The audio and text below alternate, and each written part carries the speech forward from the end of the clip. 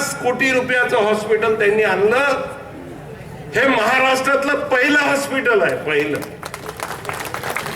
गरिबांना न्याय देण्याच्या अनुषंगाने सतत प्रयत्नशील राहणं.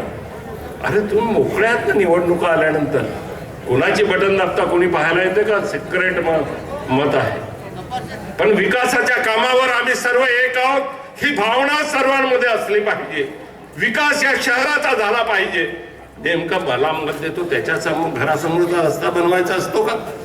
सर्वांसाठी काम विकासाची केली पाहिजे तरच शहराचा सर्वांगीण विकास ज्याला आपण म्हणतो तो होतो. योजनाबद्ध विकास जर झाला नाही तर कुठलं पाणी कुठे वाहून जाते.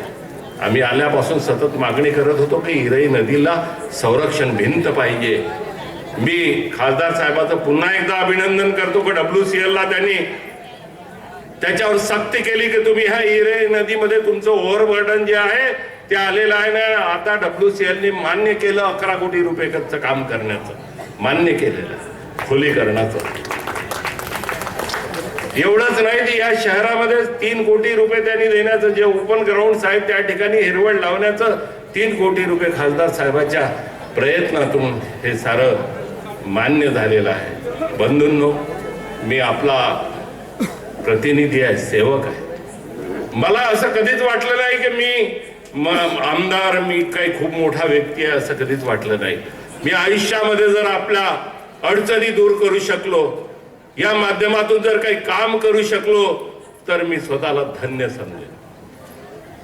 निश्चित म्हणून मी ज्येष्ठ नागरिक संघाला नेहमी म्हणत असतो, जेणेकर साहेब असोत की चंदावारजी असोत की आमचे आदर्श आदरणीय रायपुरे साहेब असोत, नेहमी सातपुते साहेब असोत, त्यांना तुम्ही मला काम सांगा, हे काम करायचं आहे. निश्चित त्याच्या अनुषंगानं आम्ही पुढाकार घेतल्याशिवाय राहणार नाही.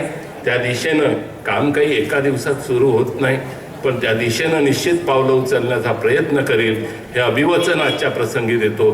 तुमचा आशीर्वाद सतत मिळत राहील ही अपेक्षा करून मी माझे 2